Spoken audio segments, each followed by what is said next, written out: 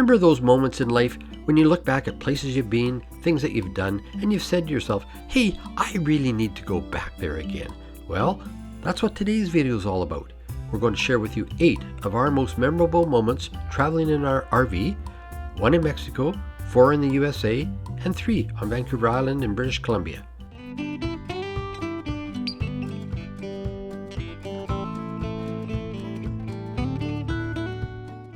First up is Kino Bay in the state of Sonora, Mexico.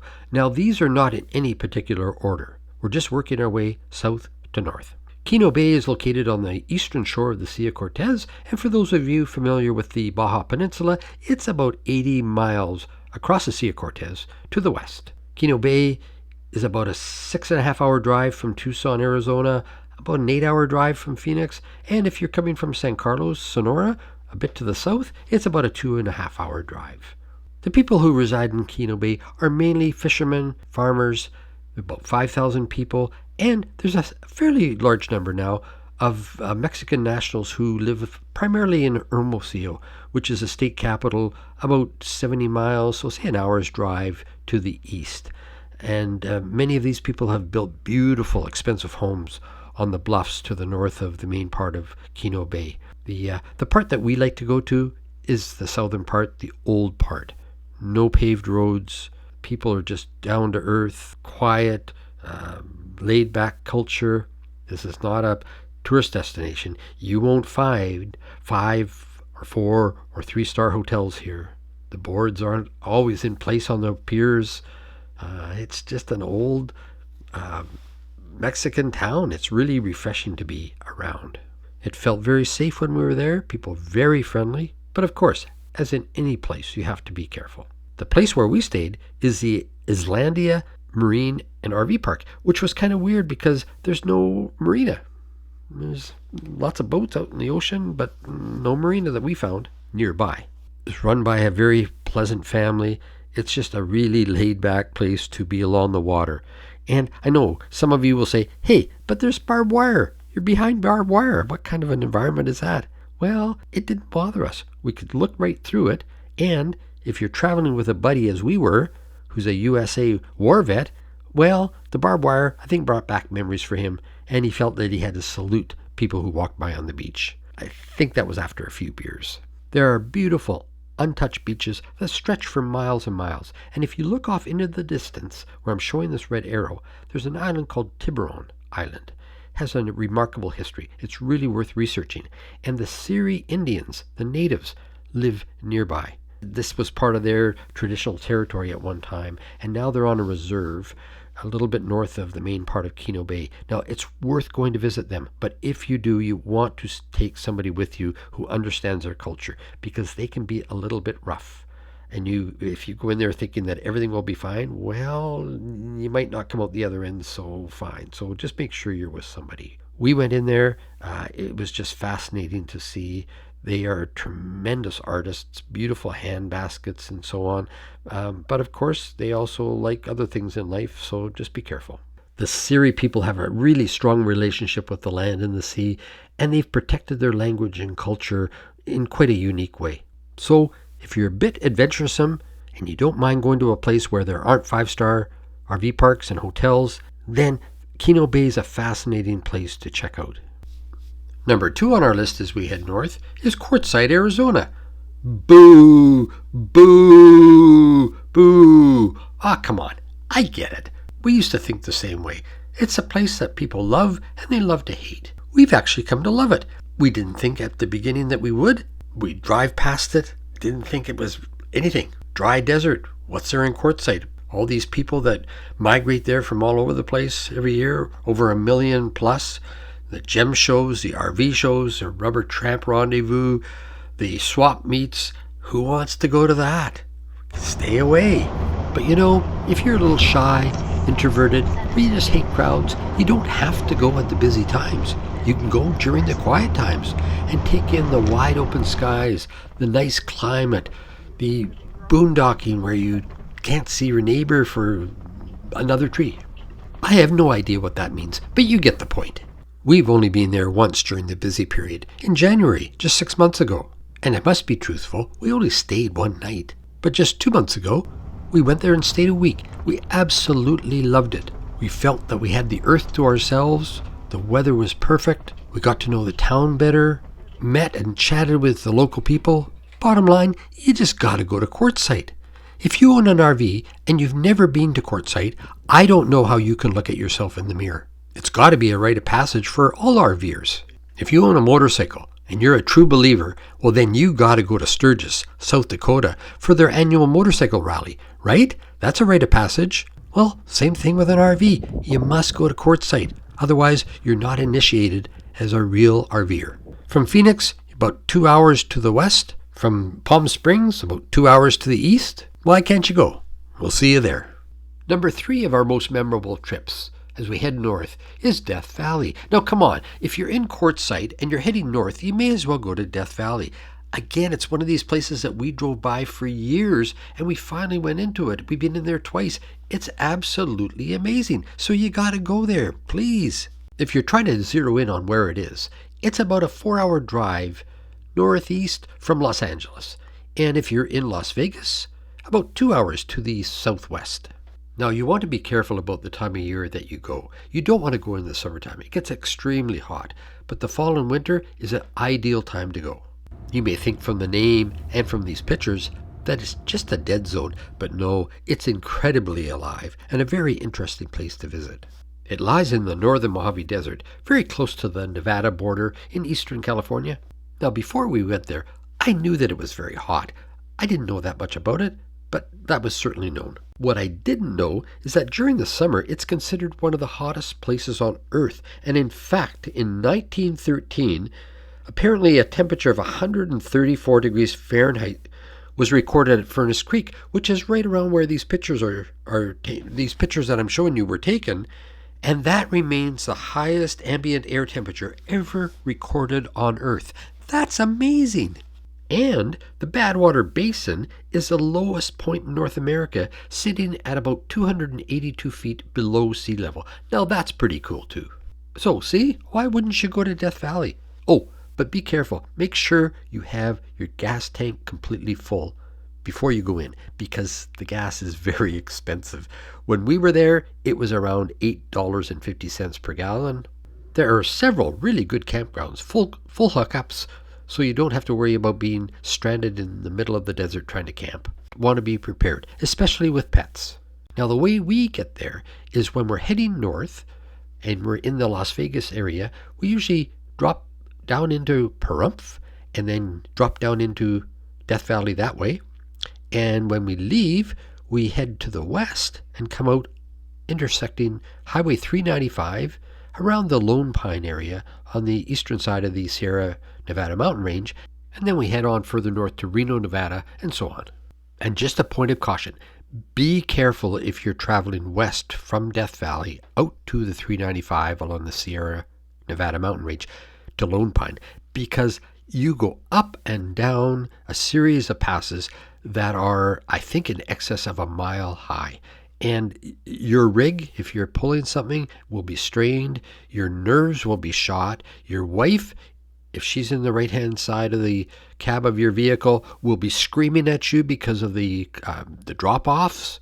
You will lose some years of your life, but it will all be worth it. Working our way through Northern California along Interstate 5, number 4 on our list, a really nondescript RV park along the Sacramento River near Redding, California. It was a gem. It just blew us away. We didn't expect it. We just pulled in because we needed a place to stay, and it's one of these memorable places that we'll return to. Now, I won't spend a lot of time on this one. I just wanted to tell you about it. It's a 32-acre RV park along the Sacramento River, as I say, near Redding, California, so that's Northern California.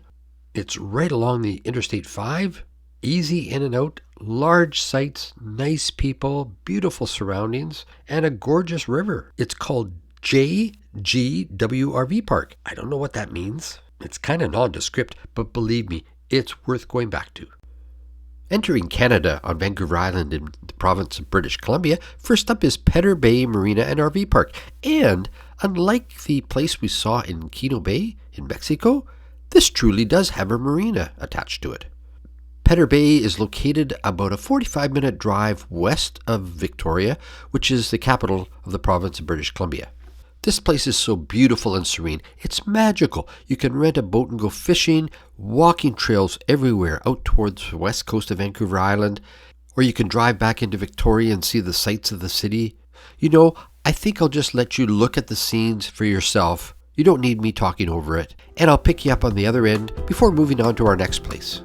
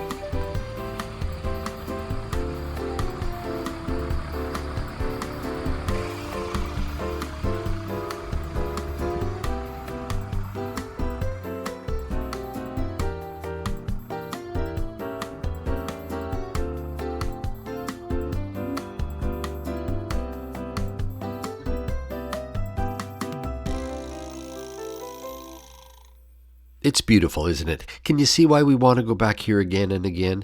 And you know, this site that we're looking at, the one that we're in with Monty, would cost about $60 in US dollars. Now, that's not cheap. You wouldn't do it every day, but it's a lot cheaper than many of the other RV parks around Victoria. And let's end our look at Pedder Bay with a walk down to Matheson Lake with Michaela, which is in walking distance of the RV park.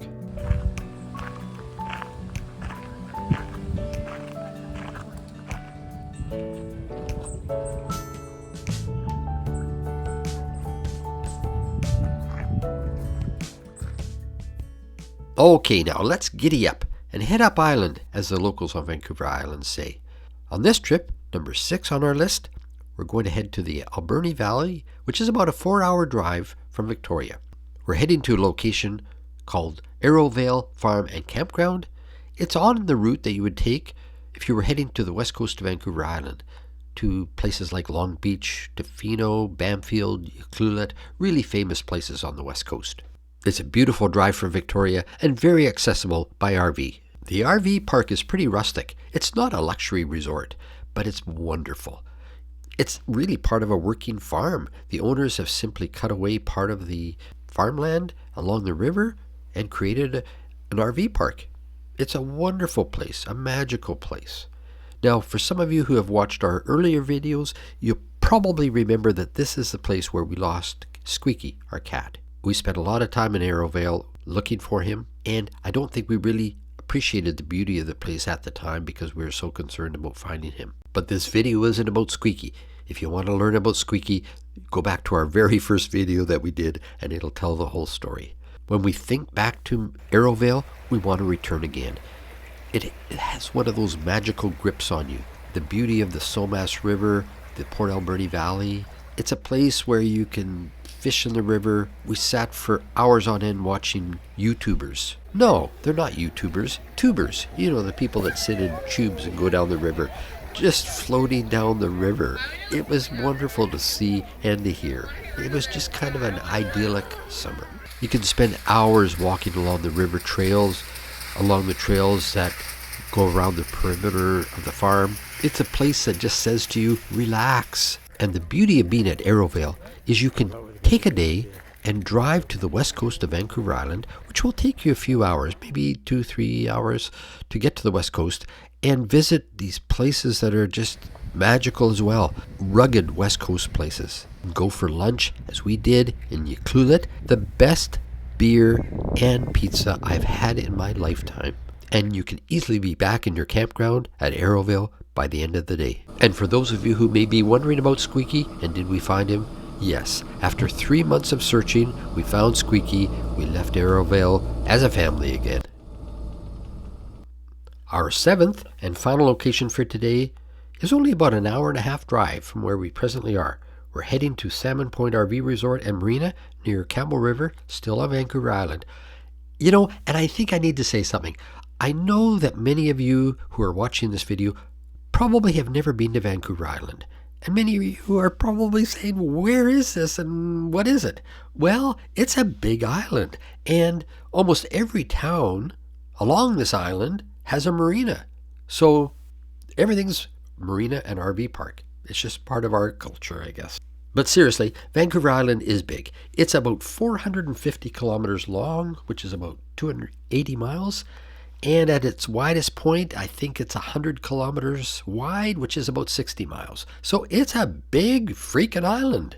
And as part of this island, Salmon Point, which is near Campbell River, holds a pretty important place on the island because it's recognized by many as the salmon capital of the world. Now, I know lots of places say they have that title, but Campbell River really does deserve it. You can catch huge salmon in this area. It's not uncommon to find fishermen with 40, 50-pound Chinook salmon.